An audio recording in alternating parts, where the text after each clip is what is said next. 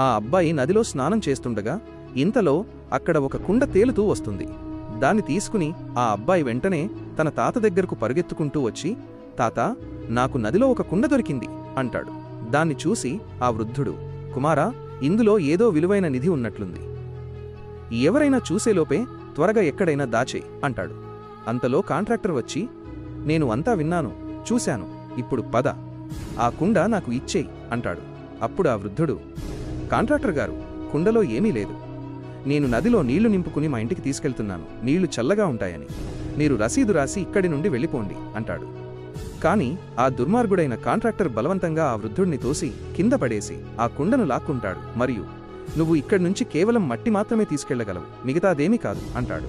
అప్పుడే ఆ అబ్బాయి కాంట్రాక్టర్ చేతిలో నుంచి కుండను లాక్కుని పారిపోయి ఈ గేదె తొట్టిలో గడ్డితో దాచేసి తాను వెళ్లి గడ్డిలో దాక్కుంటాడు.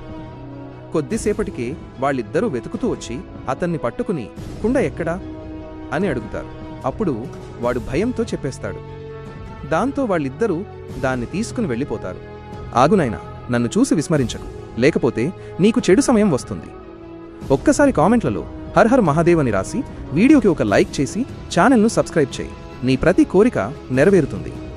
చివరికి వారు ఆ కుండను తెరిచి చూస్తే అందులో రాళ్లు మాత్రమే కనబడతాయి.